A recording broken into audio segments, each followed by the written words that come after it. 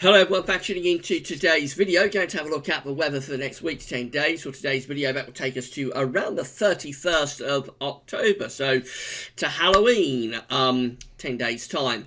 So we will have a look at that, of course. Then we'll be able to extend out beyond that with the extended GFS and ECMWF ensembles.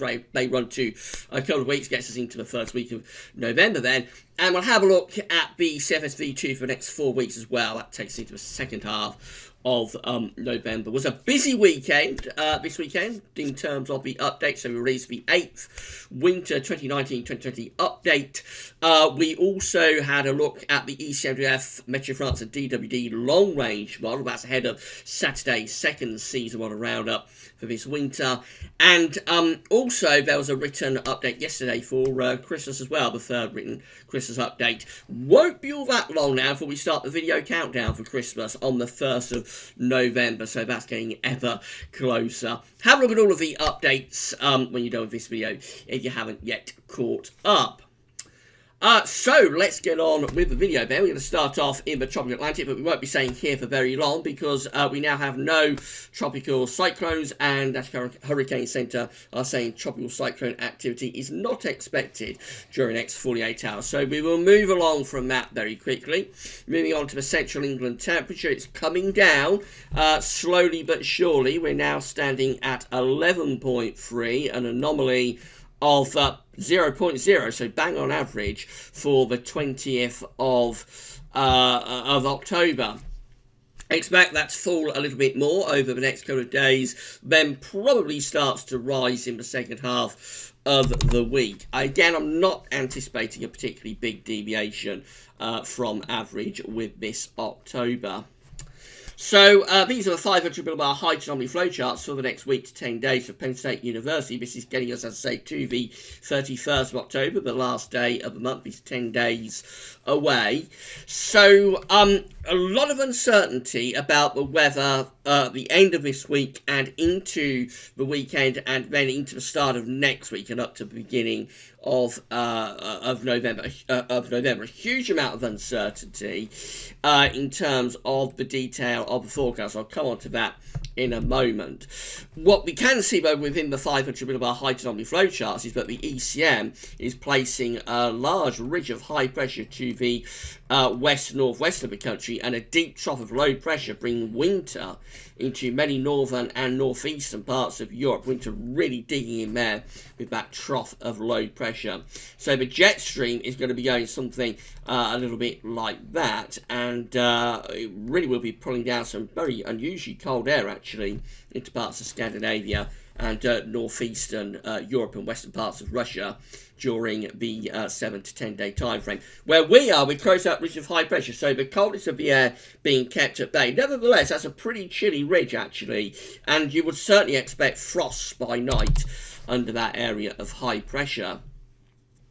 The GFS is very similar, a slight difference in the placement of the ridge. So again, we've got low pressure just here and this tropping winter into northeastern parts of Europe. And then we've got this ridge sitting more sort of centred over the country, but still ridging northwards as well. So again, that leads us doing something a bit like that with the flow and with the jet stream. Was rather more on the milder side of a ridge though there, so not quite as chilly as the ECM would be, but again only very, very subtle changes and differences in the placement of this ridge is going to make quite a big difference to the overall sort of feel of the weather. These are the GFS upper air temperature and precipitation ensembles at Oxford today. So the red line is the 30-year upper air temperature average for Oxford. We're starting off a little bit on the cool side at the moment. We're going to see temperature ticking up later in the week, so that explains why the central temperature will stop its decline later this week, at least for a while.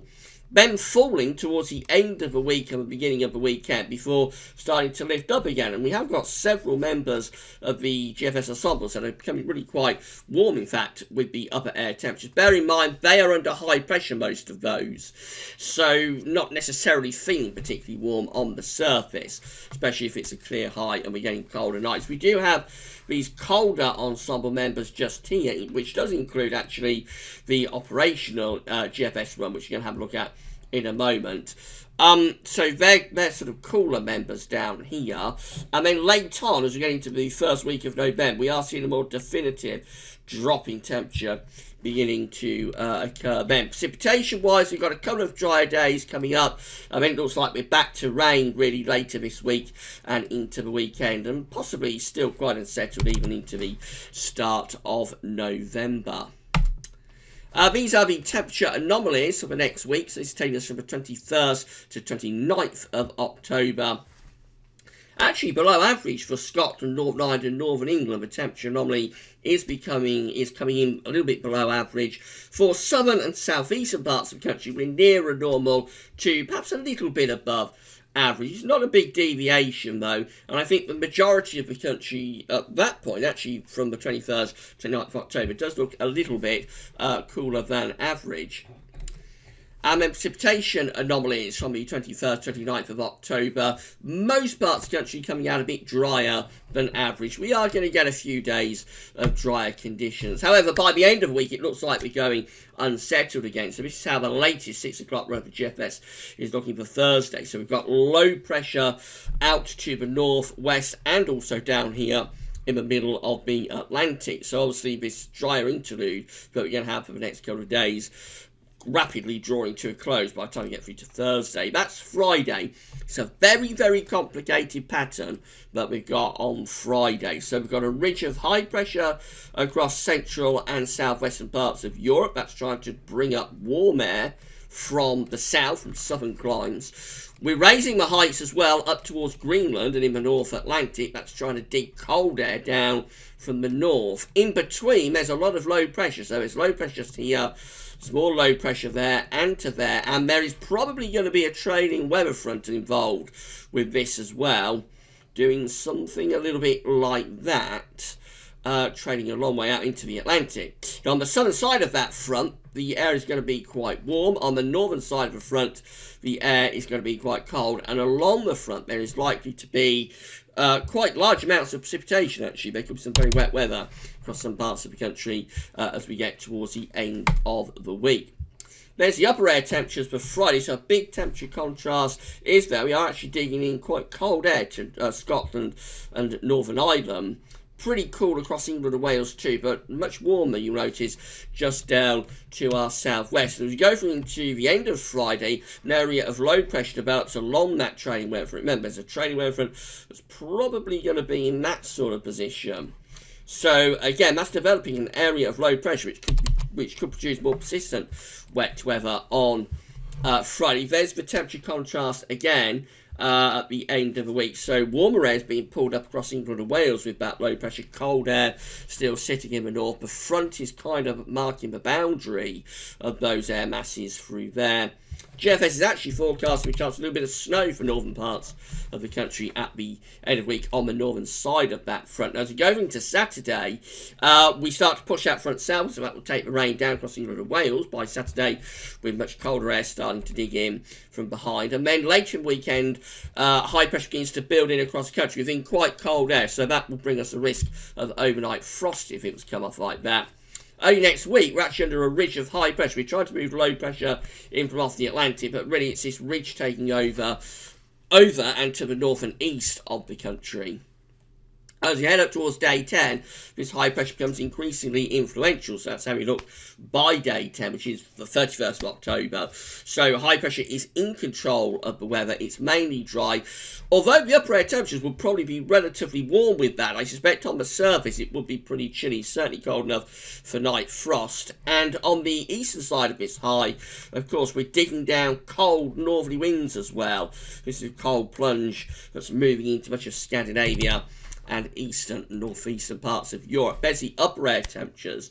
That's unusually cold for Scandinavia and Baltic areas and also western Russia for what is still just about October. Minus 10 Celsius ice firm is covering much of this northeastern corner. So that's very cold air for so early in the season. You notice that for us, the upper air temperatures aren't particularly cold. But under the high, but nothing has happened really to stir the atmosphere up. So under the high pressure, I suspect we will be having at the very least overnight frost. In the more extended range of this GFS run, we eventually start to move this high pressure up towards Scandinavia. We've got that pool of cold air, of course. We do begin to turn the wind into the east through the first half of, or through the first week of October. This is Monday the 4th of November, I should say, and we are bringing in cold easterly winds then. The -5 Celsius ice firm is covering many parts of the country. That's probably cold enough for wintry showers on the eastern side of the country for bonfire night. So this would be a cold and frosty bonfire night, maybe with a few wintry showers in the east if that came off. This is the GFS precipitation type forecast, weatheroutlook.com, based on that GFS run. So we are going to have a window of dry weather for the next couple of days. But as we get in towards the middle of the week, we start to bring rain into the northwest. Also generate a little bit of rain across parts of England as well on Wednesday. Some of that could turn quite heavy on Wednesday evening. That gets out of the way, and then we bring wet weather in from off the Atlantic as we go through to the end of the week. Now, this one got that big temperature contrast. So, yes, the GFS is suggesting the chance of some heavy snow, probably on high ground only, across parts of Ireland and possibly southwest Scotland, northwest England. Otherwise, I would have thought it's mainly heavy rain.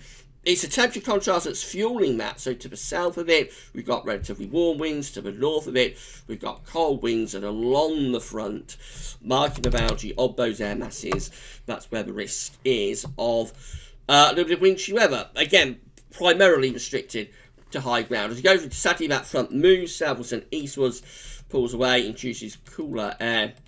And then as we go into next week, we start to turn things a little bit more unsettled for a while. But actually, we go into a window of drier weather as we run through the end of October, beginning of November. This is the Monday the 4th to Tuesday the 5th of November, when we're in most east winds. It does suggest a chance of a few wintry showers on the eastern side of the country being brought in with those easterlies. Quite an interesting GFS run today.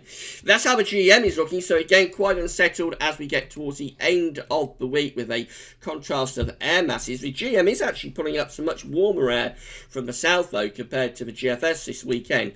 So that, again, just highlights the uncertainty about this weekend period. There's the upper air temperatures for Sunday looking, excuse me, really quite warm with the 10 Celsius ice firm covering much of the country. It won't be that warm on the surface. So probably enough to get temperature into mid to upper teens Celsius, though. But then later on, early next week, it moves the high pressure out to west and starts to pull down these much colder winds from the north. So it takes a little bit longer to get there, but eventually the GM is turning things quite a lot colder early next week. As winds swing to the north and high pressure sort of sits out to the northwest country. And again, cold air is digging in across much of Scandinavia as well. That's the ECMWF, so quite unsettled as we get towards the end of the week with conflicting and contrasting air masses. Again, we've got this strung out trailing weather front. It's probably in that sort of position, marking the boundary between relatively warm air to the south, cold air to the north. As the upper air temperatures for Saturday. That takes us through to Sunday and into the early part of next week. So eventually push that weather system and the rain away. Build high pressure out to west of Ireland and send it up towards Greenland, Iceland, and turn the winds into the north. There's cold air then starting, or colder air, starting to dig down through the early part of next week. There's the upper air temperatures early next week, looking much cooler, certainly enough to produce overnight frost. And as we get to day 10, we maintain this high pressure to the west-northwest of us, so in the North Atlantic, Mid-Atlantic ridge, going to Iceland and Greenland. Trough of low pressure bringing winter, a proper bite of winter into much of Scandinavia. As the upper air temperatures, they don't look as cold with the upper air temperatures with the ECM as the GFS this day 10 time frame, but nevertheless it's a similar evolution really. Looks like we end October on quite a chilly note, and certainly for northern, northeastern parts of Europe and western Russia would be cold and wintry. These are the options on the table within the ECM ensembles today at day 10, which is Halloween. So we have 35 members of the ECM ensembles with an area of above average heights out to our west-northwest and going up towards Greenland, so mid-Atlantic ridge extending up towards Iceland and Greenland. It includes the control and operational runs as well. The trough of low pressure is digging into the east, bringing a blast of winter to eastern parts of the country, or to eastern parts of Europe, I should say. Then we have 16 members of the ECM ensembles, but are building more of a Scandinavian high, and they're bringing in a little bit more of an easterly influence. Both solutions will probably be quite chilly. I have to say, probably quite cold. This is probably the coolest solution of the two, though. And then in 2 weeks' time, these are the options that we've got. So 29 members, this is the 5th of November, by the way, bonfire night. 29 members of the ECM ensembles with an area of high pressure to the north of Scotland. They're bringing in easterly winds, which, because of the cold air that's digging in across Scandinavia and northeastern parts of Europe, during the end of October, they could be quite cold easterly winds. 12 members of the ECM ensembles with above average heights out to our west-northwest, below average heights to our east-southeast. They'd be bringing pretty chilly, if not cold, east to northeasterly winds. And then 10, a minority option, but are much more unsettled, with a trough of low pressure from the Atlantic into the UK. And that's the mildest option. It's a minority option, it's a mildest option, and it will probably be very unsettled as well. It would definitely be very unsettled at that area of low pressure. We could be shaping up for quite a cold start to November here. Finally, the CFS-V2, these are 500 millibar heights broken down into weekly periods. The first week period takes us from the 21st to 27th of October. The coming week is dominated by high pressure, so there will be quite a bit of dry weather, especially early on, becoming a little bit more unsettled later. This is week 2, is the 28th of October to the 3rd of November, above average heights over to the north of the country. Winter really digging in across eastern and northeastern parts of Europe. We're on the periphery of that, but it won't be overly warm under that ridge, and certainly by night you will expect the risk of some quite significant frost, I would have thought. Week 3 is the 4th to the 10th of November. The above average heights then sort of centred over the top of the country. Low pressures up to the north, still that cold trough across eastern, northeastern parts of Europe. That's mainly settled and probably quite cool as well. And then week 4 is the 11th to 17th of November, dominated by high pressure this. So above average heights across much of Western Europe. This will be a bit warmer. Low pressure's out in the Atlantic, and now the wind will be starting to come up from a south to southwesterly direction. So mid-November goes milder, probably quite a lot milder. And also, it is November, first half of November anyway, that's dominated by high pressure, which will bring a lot of dry weather. So we could be shaping up for quite a coldish start to November here. But what we have to think about before we get to that is the uncertainty over the weekend and into the beginning of next week. A lot of this is going to be determined by the exact placements of troughs and ridges. And we've got this strung out weather front at the end of the week into weekend that will mark the boundary between cold air that's trying to dig in from the north and the warmer winds trying to come up from the south. So uncertainty, but we could well be inching our way towards a rather colder start to November. We shall see. We'll be back tomorrow with the ECMWF 30-day look ahead. So that's for the UK and for Europe as well. And of course, there'll be another detailed week to 10-day video update coming up for you tomorrow also. But that's all for now, and thanks for watching.